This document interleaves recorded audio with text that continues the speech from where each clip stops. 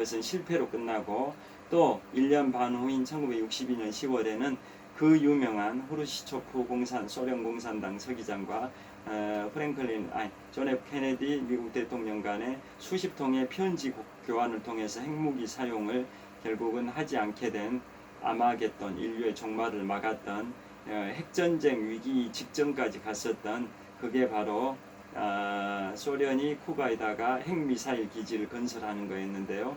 결국은 존 F 케네디가 쿠바의 해상 외곽을 다 봉쇄를 시켜버렸고, 거기를 통과하는 그 소련 선박에 대해서 검문해가지고 핵무기 미사일 기지 재료가 있는 것들은 다 압수하고 이런 조치 이런 것을 하려고 하는 그런 상황이었었던 거죠. 그래서 결론은 소련의 공산당 서기장 후르시초프가 쿠바에 건설하려고 했었던, 미국의 바로 코앞에 있는 쿠바에다가 미국을 겨냥해서 핵미사일 기지를 건설하려고 했던 소련의 그 미사일 기지 건설 공사가 중단되고, 그런 공사 중이었던 장비들 다 철거하는 그런 걸로 결론이 내려졌는데요.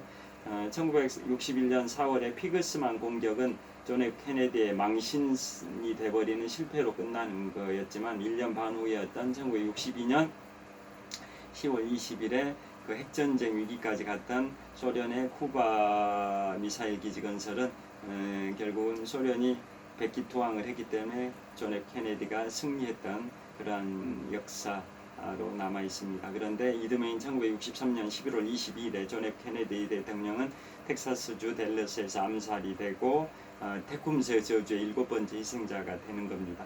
그것은 내일이나 모레 다시 말씀드리겠고요. 그 다음에 마지막으로 드와이트 아이젠하워 34대 대통령의 이제 그 중요 사건 중에 또 하나가 임기 중에 이런 게 있습니다. 지금도 흑백 갈등이 심하지만 그 당시에도 흑백 분리주의, 인종 분리주의 정책이었습니다. 흑인은 흑인 학교만 가야 되고, 백인은 백인 학교만 가야 되고, 흑인은 흑인 식당만 가야 되고, 백인은 백인 식당 가야 되고, 버스 대중교통도 마찬가지. 그래서 학교 인종 분리 정책이 있었는데요. 백인 화이트 올리, 즉 백인만 다니는 그런 학교에 흑인들도 다닐 수 있도록 드와이트 아이젠하워 34대 미국 대통령이 법을 만들었습니다. 흑백 갈등을 차별을 없애려고 백인이 다니는 학교에 흑인도 다닐 수 있도록 법을 만들었는데요. 그것에 대해서 아칸소주 주지사가 반기를 들었습니다. 아칸소주 하면 뭘로 유명할까요? 미국의 역대 대통령 중에 최연소 당선 대통령이 43세에 당선된 존 F 케네디 35대 대통령이고요. 부통령으로서 대통령의 유고에 따라 대통령직을 승계한 승계 대통령 최연소는 42세 대통령직을 승계했던 26대 대통령 시어도 루즈벨트입니다. 그런데 미국의 역대 주지사 중에 50개 주지사 중에 최연소 주지사는 누굴까요? 제42대 미국 대통령이 되는 빌 클린턴이 미국의 역대 주지사 중에 최연소 주지사입니다. 아칸소주 주지사를 32세의 나이로 주지사가 돼서 미국의 역대 최연소 주지사가 바로 빌 클린턴이고, 나중에 미국의 대통령 42대 대통령이 되는데요. 대통령이 될 때도 미국의 역대 대통령 중에 세 번째로 젊은 나이에 대통령이 됐습니다. 자, 여하튼 아칸소주에서는 드와이트 아이젠하워의 그런 인종차별 금지 정책, 인종 분리 정책을 금지하는 그 법에 반기를 들었습니다. 즉 드와이트 아이젠하워는 백인이 다니는 학교에 흑인도 다닐 수 있도록 법을 만들었는데, 아칸소주의 주지사는 그걸 반대했습니다. 그래서 흑인들이 백인 학교에 등교하려고 하니까 아칸소주의 주 방위군을 동원해 가지고 흑인들의 등교를 막았습니다. 그 소식을 들은 드와이트 아이젠하워 34대 미국 대통령은 연방군을 출동했습니다. 연방군은 영어로 US Army라고, 주방위군은 영어로 내셔널 가드라고 합니다. 연방군은 US Army, 주방위군은 내셔널 가드라고 하는데요. 아칸소주의 주지사가 아칸소주의 주방위군을 출동시켜 가지고 흑인 학생들이 백인 학교에 들어오는 걸 막아버린 거죠. 그 학교 이름이 아칸소주에 있는 리틀록 센트럴 하이스쿨입니다. 아칸소주에 있는 리틀록 센트럴 하이스쿨, 거기에 백인들만 다니고 있었는데요. 이제 아이젠하워 대통령이 이제 흑인들도 학교 다닐 수 있도록 해라라고 법을 만들었는데, 아칸소 주지사가 흑인들의 등교를 막으려고 주방위군을 출동시키니까 아이젠하워 대통령이 그 소식을 듣고 연방군을 출동해서 연방군과 주방위군이 충돌할 뻔했습니다. 그런데 결국은 그것에 대해서 아칸소 주지사가 항복을 하고 이제 흑인 고등학생 9명을 등교를 허용을 했었습니다. 그게 아이젠하워 대통령 시절에 유명한 또 그런 사건이었었습니다. 여하튼 오늘은 이상 시간 너무 많이 할애해서 한 1시간 반 촬영한 것 같은데요. 여기서 마무리하겠습니다. 제가 요즘 자전거 퇴근길에 계속 미국의 역대 대통령 3분씩 소개해드리고 있는데, 오늘은 엄청나게 서울 지역에 폭우가 쏟아져서 야외에서 촬영하지 않고 퇴근 후에 집에서 촬영을 하고 있는데요. 오늘은 제32대 대통령 프랭클린 루스벨트 대통령, 제33대 대통령 해리 트루만 대통령, 제34대 대통령 드와이트 아이젠하워 대통령에 관하여 말씀드렸고요. 드와이트 아이젠하워 관련해서 마지막으로 하나 재밌는 거 말씀드리겠습니다.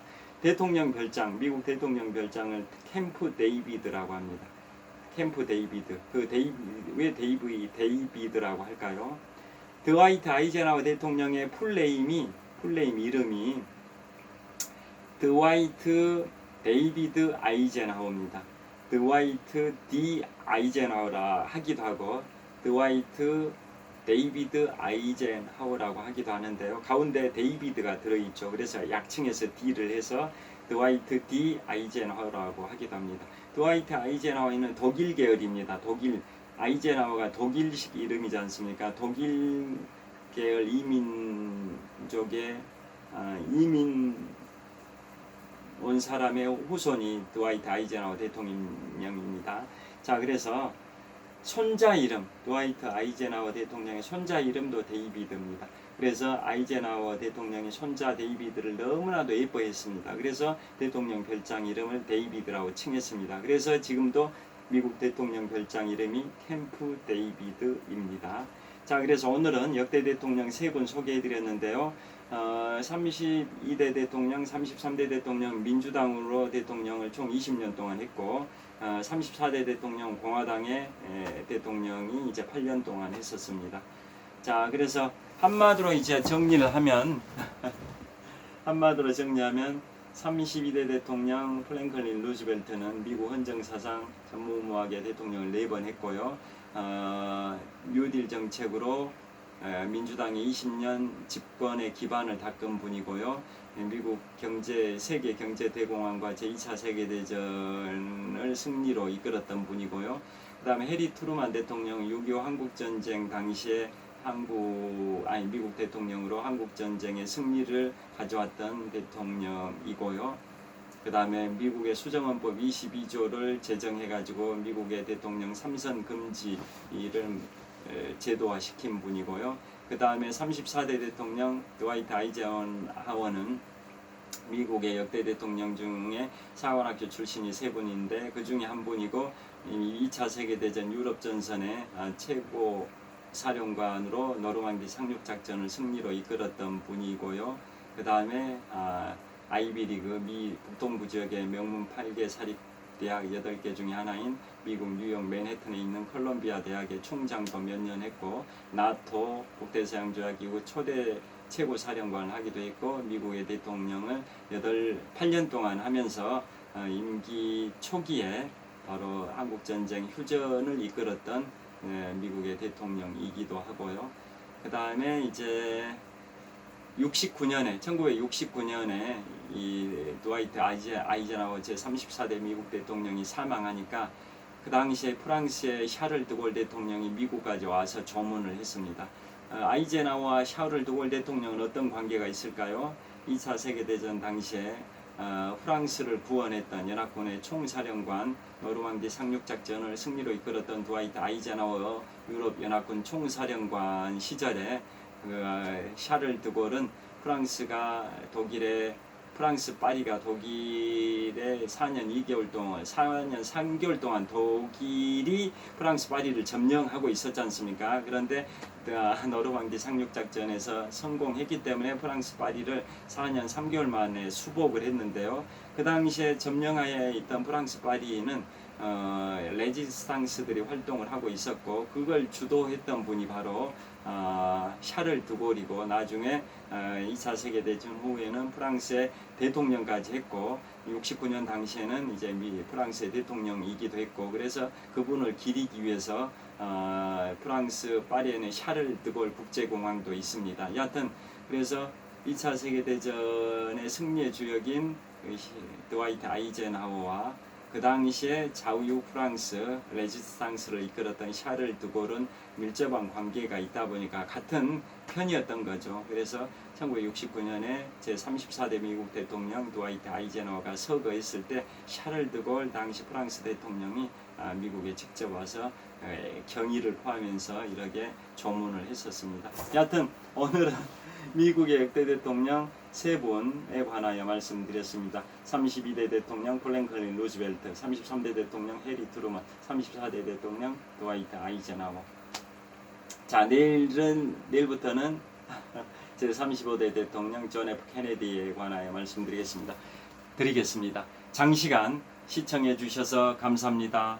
자, 지금 시각은 대략 2023년 7월 4일 화요일 밤 11시 반 정도 됐을 것 같습니다. 오늘 미국 독립선언 247주년 기념일에 미국의 역대 대통령 32대, 33대, 34대 대통령 세 분에 관하여 말씀을 드렸습니다. 평안한 저녁 되십시오. 굿나잇. 감사합니다.